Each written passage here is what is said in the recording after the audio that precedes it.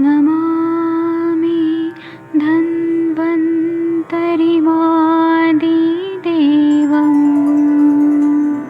सुरासुरैर्वन्दितपादपद्मम् लोके जरामृत्युनाशम्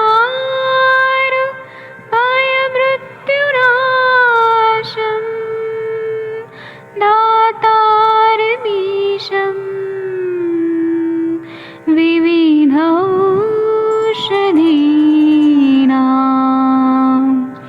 शङ्खं चक्रं जलौकां दधतं मृतघटं चारुतोर्भिश्चतुर्भिः सूक्ष्मस्वच्छादिरुद्यं शुकपरिविलसन्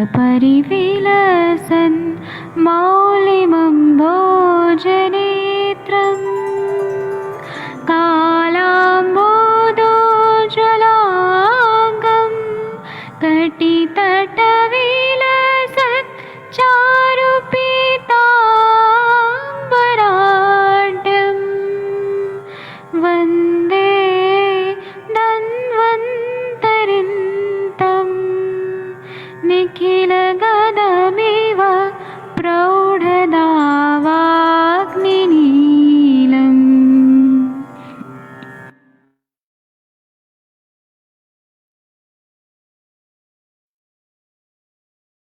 प्रणाम सभी लोग को। मैं वैद्य अरविंद पाठक आप सभी लोग का स्वागत करता हूँ। कृपया श्लोक नंबर बताएंगे सर। श्लोक नंबर आई थिंक एक मिनट है 34 था 35 35 जी। तो सर आप पढ़ दीजिए। कफ कपोत्तर पढ़ वातरक चिकित्सा। उत्तरे गृह धूमो वचा कुष्ठम सता हुआ रजनी द्वयम प्रलेपः शूलन द्वात रक्ते।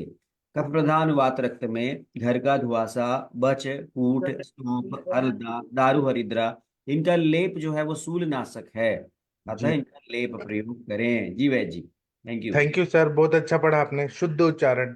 इसमें ऐसा बता रहे कि कफ प्रधान वातरक्त है, जहां पर बहुत ज्यादा खुजली हो रहा है या फिर क्लेद है बहुत ज्यादा वहां पे, या फिर बहुत ज्यादा स्तंभ है।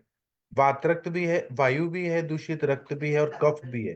तो यहाँ पे पहले के जमाने में चूल्हा होता था, तो चूल्हे के ऊपर जो चिमनी होती थी वहां पे धुआं उड़ता था, तो उसको इकट्ठा किया जाता था जो सॉलिड हो जाता था। तो वो गृह धूम लेना है, वचा लेना है, कूट लेना है, सौंफ लेना है, हल्दी, दारू हल्दी, इसका लेप लगाना है पानी में मिक्स करके। तो ये पेन को ठीक करता है और कफ को भी कहीं ना कहीं, क्योंकि सारे द्रव्य उष्ण है थोड़ा, और पेन किलर भी है हल्दी, दारू हल्दी। तो ये दारू हल्दी हल्दी जो है वो रक्त को शमन करते हैं, जहाँ रक्त की दुष्टि है, रक्त का प्रसादन करते हैं, इसलिए इनका प्रयोग किया गया है। अभी इसका टीका पढ़ना है, प्लीज कोई पढ़ दीजिए। 35 का नीचे का 15 मैम आप पढ़ेंगी? पढ़ देती हूँ। जी नमस्ते बच्चे। प्रणाम मैम। कफोत्तरे वात रक्ते गृह धूम आदि प्रलेपो हितो भवति शतपुष्पा रजनी द्वे हरिद्रे द्वे। तो कफ से युक्त जो वात है उसमें गृह धूम मेरे ख्याल में वही है ना सर, जो चिमनी के ऊपर जो का धूम जम जी जाती जी है वो हितकारी है। साथ में उन्होंने सोया शतपुष्पा इसके बारे में उन्होंने बताया। रजनी द्वय में दोनों हरिद्रा है शायद। तो उन्होंने बता दिया गृहधूम, बालवच, कूट, सोया या सौंफ, हल्दी और दारू हल्दी, यानी दोनों हल्दी हो गई उसके अंदर। इन द्रव्यों का लेप जो शूल है उसको नष्ट करता है। जी। आप लोगों ने ऑब्जर्व किया क्या, वंदना मैम ने पहली बार अर्थ बताया, नहीं तो मैम हमेशा हमको बोलती थी बोलने को। देखिए वो कितना इतना अच्छा। ये तो और इतना ये इजी है। बहुत ही इजी है। अब वंदना मैम पढ़ाएंगी हमको, बहुत अच्छा। हम्म। अब हम पढ़ते ही रहेंगे बच्चे। जी ठीक है। 36 नंबर का श्लोक है ये, कृपया अंजना मैम आप पढ़ेंगी या? जी हाँ सर। हाँ सुप्रभात सभी लोग को, प्रणाम। नमस्कार। जी सर। सुप्रभात। जी। बात कफोत्तरे वात कफ की चिकित्सा। इसमें लिख रहा है मधु शिग्रो हितम तद बीजम धान्य अम्ल तद्वत बीजम, संयुतम। ऐसे पढ़िए मैम, ऐसे पढ़िए, तद्वत बीजम, जी तद्वत बीजम। तद्वत, जी जी जी सर। मधु शिग्रो हितम तद्वत बीजम धान्याम्ल संयुक्तम मुहूर्त लिप्तम अम्लश्च सिचेद वात कफोत्तरे।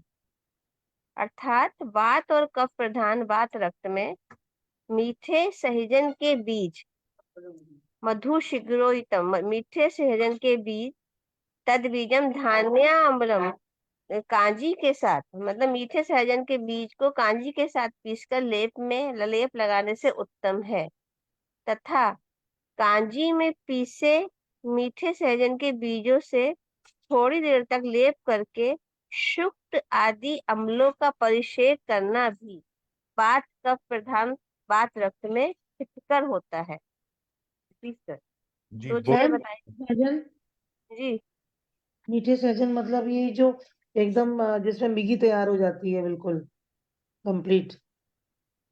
जिसको हम लोग खाने में यूज करते हैं, है ना, मीठा सहजन का। मैम जी, एक होता हाँ, है वो थोड़ा सा। सहजन जब पक पक जाती है मतलब अच्छे से। हाँ हाँ हाँ, वही सहजन का। देखिए, सहजन अपने आप में बहुत उत्तम ड्रग है। हर जगह हम लोग सहजन का यूज करते हैं। इन्होंने साफ साफ बता दिया कि सहजन के बीज निकाल लेंगे, तो बीज तभी बनेंगे जब वो थोड़ा सा पक जाएंगे, मजबूत। वो तो इस बीज को, जब पके हुए बीज को हम क्या करेंगे, काजी पीसना है। तो पानी नहीं डालना है, काजी में पीसना है, मतलब काजी मिला के उसका कल्क बनाना है।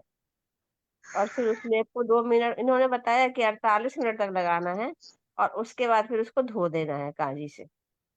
तो ये मैम जो वातरक्त होता है जिसमें छोटी छोटी क्रिस्टल्स जो बन गई हैं वो उसको डिसॉल्व करने में ये फायदा हेल्पफुल हो करेगा। जाएगी। जी, कफ प्रधान है ना वो, क्योंकि कुछ भी और वहां पे गांठें भी अगर। दिख रही होंगी जिसमें जी कभी, तो छोटी छोटी वो क्रिस्टल्स को कांजी की वजह से वो निकल जाएगा, और जो सहजन है वो वात का शमन करेगा साथ, जी, वातानुलोमन भी करता है वो। लेखन है ना। जो भी कोई जिस आपने लेकिन का गांठे हैं, तो उसका जो है वो लेखन कर्म भी उसका बहुत उत्तम कर्म है छिद्र का। कांजी कांजी लेखन करेगा ना मैम, हाँ, दोनों दोनों काजी करेगा। सहजन भी करेगा, हम दोनों दोनों करेंगे। मिलके करेगा। जी जी। Thank you ma'am. Thank you ma'am, बहुत अच्छा पढ़ा। अब आप टीका पढ़ दीजिए मैम। जी सर, जी सर। टीका में सर यह है कि वात कफोत्तरे वात रक्ते मधु शिग्रो बीजम कांजिक संयुक्तम प्रदत्त प्रलेप हितम। दूसरी लाइन है वात कफोत्तरे वात रक्ते मुहूर्त लिप्तम लिप्तम अर्थादेव कांजिकम अपि कांजिकम अपिष्ट कांजिक पिष्टि मधु शिग्रु बीजेन लिप्तम अम्ले शुक्ताधिपि सिंचेत। जो अभी पढ़ा हम लोगों ने कि वात कफ उत्तर वात रक्त में, जहाँ कफ के भी वात रक्त चल रहा है, लेकिन जो जो वात का प्रधान है वहां पे मधु शिग्रु बीज, जो बताया गया है कि जो शिग्रु शिग्रु है, मीठे शिग्रु के जो बीज है उसको कांजी के साथ पीसेंगे, और पीसने के बाद उसका लेप लगाएंगे। और दूसरा उन्होंने बताया कि वात कफोत्तरे वात रक्ते, वात कफो प्रधान जो वात रक्त है उसमें मुहूर्त लिप्तेम अर्थादेव, उन्होंने समय सीमा बता दी है कि हम 1 मुहूर्त तक उसको लेप करेंगे। और उसके बाद जो है कांजिकप अपि कांजिक कपिष्ट मधु शिग्रु बीज है, मतलब कांजी के साथ ही मधु शिग्रु बीज को लिप्त करके उसको जो है लगाएंगे। और फिर शुक्तादिवि सिंचेत, फिर जो शुक्तादिवि जो कांजी वगैरह जो शुक्त है, अम्ल रस प्रधान है, उससे उसका सिंचन करेंगे, परिषेक करेंगे। बहुत अच्छा मैम बताया। एक मुहूर्त बता दीजिए सर। 45 मिनट, जी 45 मिनट का एक मुहूर्त तो होता है। ये और इसको लेप पे लगाएंगे, और जब ये सूख जाएगा तो उसके बाद सिंचन करना, ये सब मिला के 45 मिनट। जी, और इन्होंने जो बोला है कांजिक पिष्ट मधु शीघ्र बीजेन, मतलब कांजी में ही पीसना है। और जी पहले वो के जमाने अभी सिलबट्टा में मैम ने भी पीसते थे बताया। पूरा। हाँ, जी, जी सर। मिक्सी बीजों नहीं को होता था, पानी में नहीं, सिलबट्टा में। सीधे कांजी में पीस लगाना है, सुखाना है, साथ में उसका सिंचन बाद में जो हटाना है वो भी कांजी से ही हटाना है सिंचन करते हुए। जी, जी आगे उत्तान वातक चिकित्सा, ये कोई पढ़ दीजिए। मनीषा मैम आप पढ़ेंगी। मैं पढ़ूं सर? हाँ, जी आप पढ़ दीजिए मैम। प्रणाम सर। प्रणाम मैम। उत्तान वात रक्त चिकित्सा। उत्तानम लेपन अभ्यंग परिषेक अवगाहनैः। उत्तान जो गंभीर न गया हो, वात रक्त की चिकित्सा लेप, अभ्यंग, परिषेक और अवगाहन से करें। हाँ, तो ये उत्तान है, सुपरफिशियल है, इसमें लेप लगाना है, अभ्यंग, परिषेक और अवगाहन करना है, तो दाह वगैरह है वो कम हो जाएगा। इसका टीका पढ़ दीजिए। 1 मिनट रुकिए, मैं लेके आता हूँ। हाँ, प्लीज इसका टीका पढ़ दीजिए। हाँ जी सर। हाँ। उत्तानम वात रक्त लेपाधिभिः आचरेत चिकित्सेत। हाँ, उसका अर्थ वही है कि उत्तान वातरक में लेप आदि का आचरण करना है, मतलब उसका प्रयोग करना है, यही चिकित्सा बताया है। आगे पढ़ते हैं। गंभीर वातरक की चिकित्सा, जो ज्यादा धातुओं में चला गया, डीपली, जैसे मांस में, मज्जा में, अस्थि में चला गया, इसका कोई पढ़ दीजिए प्लीज। जी मैं पढ़ देती हूँ सर। जी। प्रणाम सर, प्रणाम सभी को। गंभीर वात रक्त चिकित्सा। विरेका विरेका स्थापने स्नेह पानर गंभीर माचरेत। गंभीर वात रक्त की चिकित्सा स्थापन स्नेहपान से करें। जी मैम, आप कैसे इलाज करती हैं मनीषा मैम? गंभीर वातरक के पेशेंट तो आते ही होंगे आपके पास, गाउटी अर्थराइटिस के। जी सर। आप, हाँ, आप कौन कौन सा देती है? तिक्तक, शीर बस्ती वगैरह देती है, या अमृतोत्तरम कषायम? हाँ सर, ये तो कषायम तो चलाते हैं सर, कोकिलाक्षम भी चलाते हैं, अमृतोत्तरम भी चलाते हैं, और साथ में गुगुल कल्प भी देते हैं इसमें, केशर गुगुल और श्रीनाथ गुगुल। इसके साथ में पंचकर्म में वही रुक्ष स्वेद और रुक्ष चिकित्सा के बाद आम पाचन, आपका आम पाचन बहुत बढ़िया काम करता सर। और अस्थापन वस्ती में रोगी के अकॉर्डिंग देते हैं, उसका मल और बल के अनुसार। हाँ, इसमें स्नेहपान बोला है तो गुग्गुल तिक्तक घृतम, महातिक्तक घृतम, ऐसे जी घृत जो है, शतावरी घृतम, विदार्यति घृतम, ये स्नेहपान जो है ये बहुत ज्यादा इम्पोर्टेंट रहता है। जी जी, महातिक्त घृत स्नेहपान में चलते ही है सर इसमें यूजुअली। ठीक है मनीषा मैम, थैंक यू। आप इसका टीका पढ़ दीजिए 38 का। गंभीर वात शोणित विरेक आदि भी चारेत। गंभीर वात शोणित, जो गंभीर वात रक्त है उसमें विरेक आदि विभाचरित सर बताएंगे इसमें। हाँ, विरेचन है, फिर उसके बाद में अस्थापन है, विरेक आदि भी, मतलब विरेचन है, अस्थापन है, स्नेहपान, गंभीर वातरक में इसका प्रयोग करना है। जी, थैंक यू मैम, बहुत अच्छा पढ़ा आपने। पहले हम 39। विरेचन देके फिर अस्थापन देके फिर उसको औषधि सेवन और रुक्ष स्वेद देके फिर आगे चिकित्सा चलाएंगे इसमें। और देखिए यहाँ हिंदी टीका में नहीं दिया है विरेक का नहीं दिया, स्थापन, विरेचन शब्द हटा दिया। नहीं दिया सर। जी जी हाँ, इसलिए हमें टीका वाचन करना चाहिए तो ज्यादा अच्छे से समझ आता है। जी। ठीक, क्योंकि ट्रांसलेशन करते समय कुछ कुछ चीजें छूट जाती है। जी ठीक है, 39 नंबर का श्लोक पढ़ेंगे। सबसे इंटेलिजेंट कौन है? महेंद्र सर आप पढ़ेंगे? वीना मैम? हाँ पढ़ती हूँ।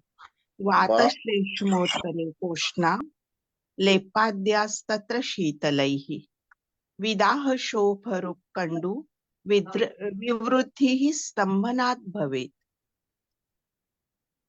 इसका अर्थ है वातपित्ताधिक्य वातरक्त में वात पित्ताधिक्य नहीं है मैम, वात श्लेष में है। वातकफाधिक्य वातरक्त पर लेप हाँ, करेंगे, मगर ये उष्ण होने चाहिए। ठंड लगाने से स्तंभन होकर दाह होगा, सूजन आएगी, वेदना होगी और कंड होगा। हाँ, क्योंकि उसका हीट निकलना चाहिए। हाँ अगर हीट नहीं निकलेगा, क्योंकि वात रक्त बीमारी है, रक्त में उष्णता तीक्ष्णता है, आवरण के वजह से वो स्रोतस में अवरुद्ध है पूरा, अवरुद्ध इसलिए है। शीतल लेप नहीं लगाना है। और ये वात और कफ प्रधान है, वात रक्त होके भी वात और कफ, यहाँ पे शीत गुण बढ़ा हुआ है, तो हमें गर्म उष्ण लेप लगाना है, ऐसा बताया। ठीक है, हाँ इसका टीका पढ़नी है मैम, 39 नंबर का श्लोक का टीका। 39 का टीका। वातश्लेष्मोत्तर उत्ताने वातशोणिते लेपाद्या कोष्ण हिता।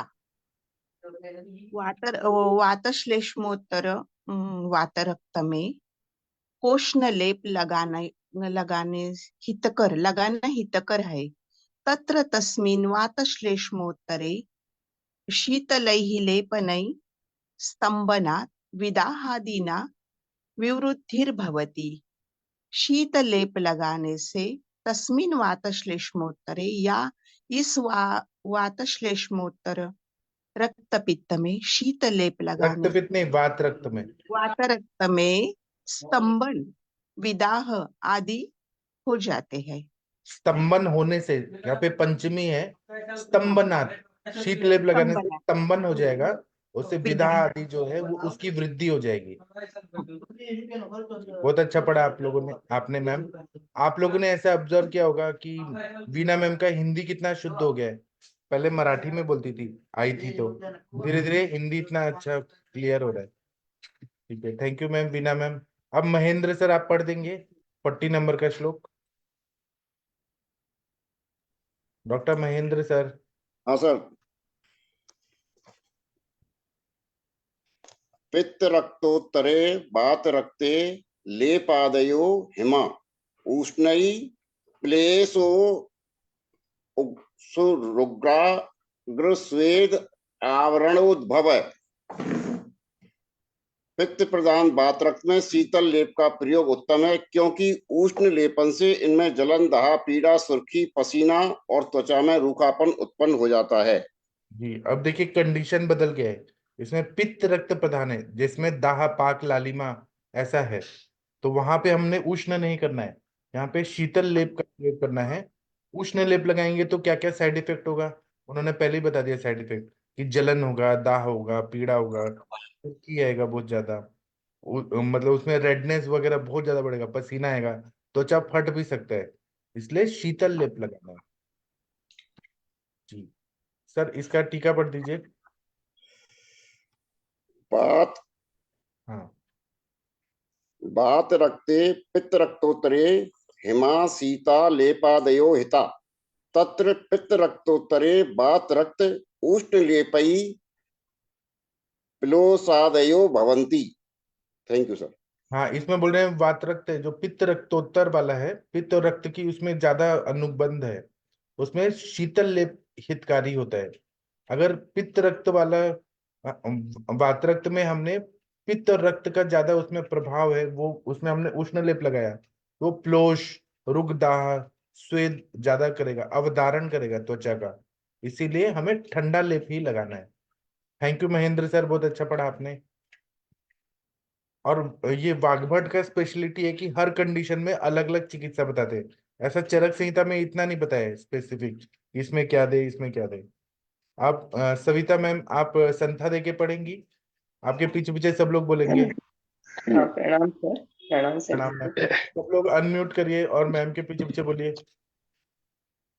सामान्य वातरक्त में तैल मधुयष्ट्यापलशतं कषाये पादशेषिते मधुयस्तयाः फलशतं कषाये पादशेषिते तैलाडकं समक्षीरं पचेत् कल्कैपलोन्मितः तैलाढ्यं समक्षीरं पचेत् कल्कैपलोन्मितः स्थिरातामलकी दूर्वा पयस्साभिरुचन्दनैः तामलकी तुर्वा पयस्याभ्युरुचन्दने लोहहंसपदी मांसी द्विमेधा मधुपर्णिभिः लोहहंसपदी मांसी मेधा मधुपर्णिभिः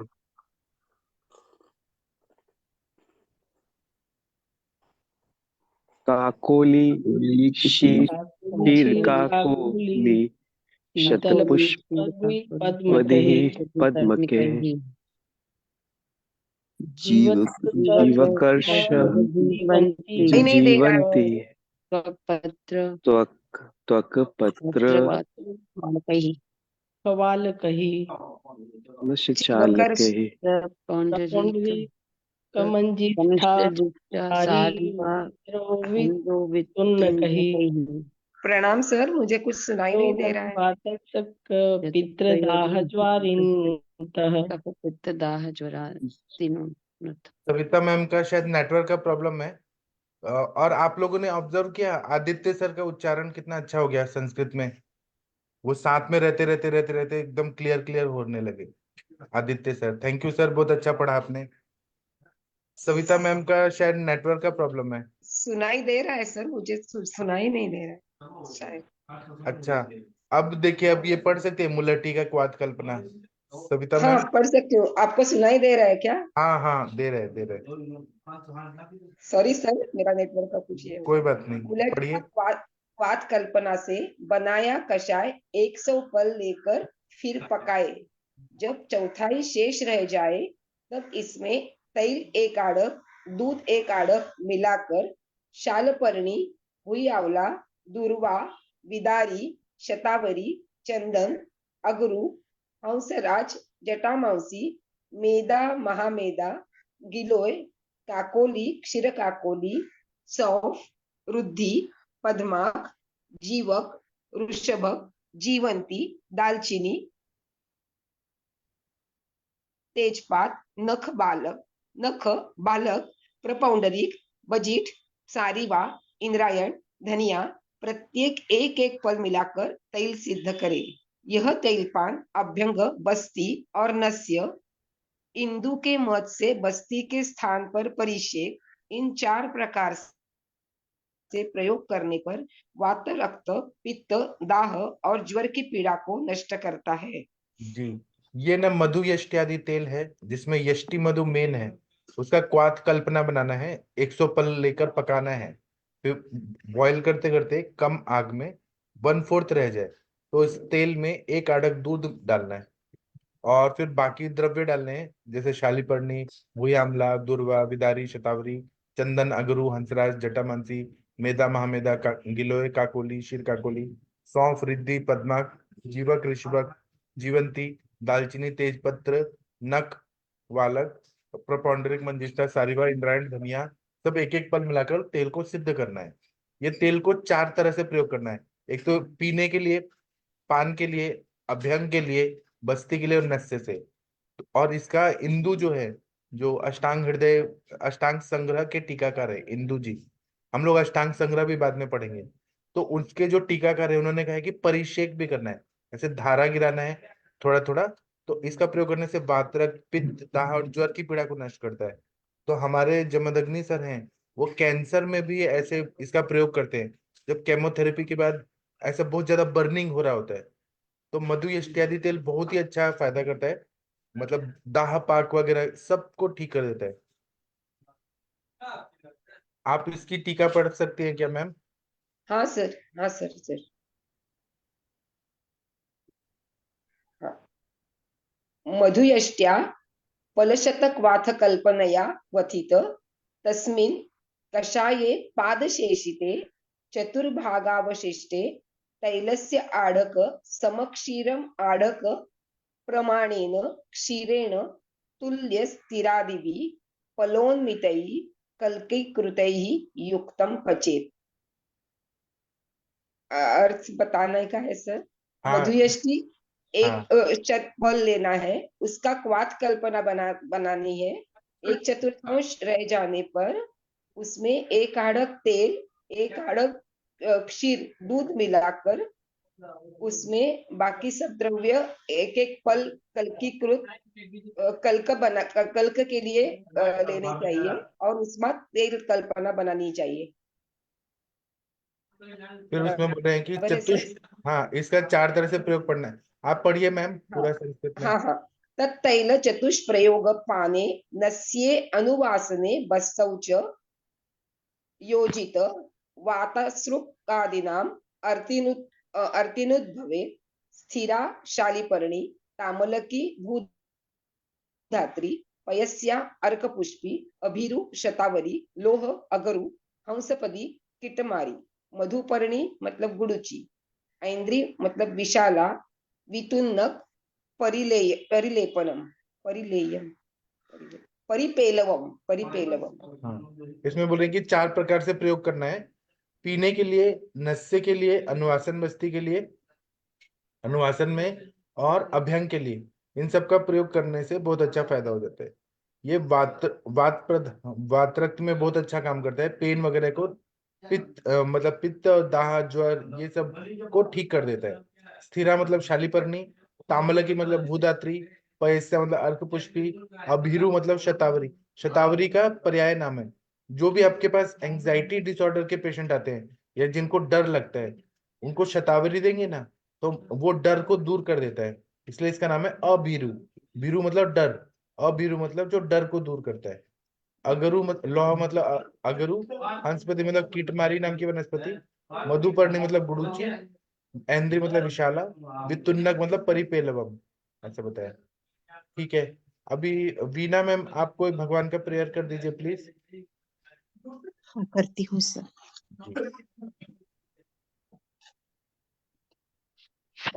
वही शिव पंचाक्षर स्तोत्र।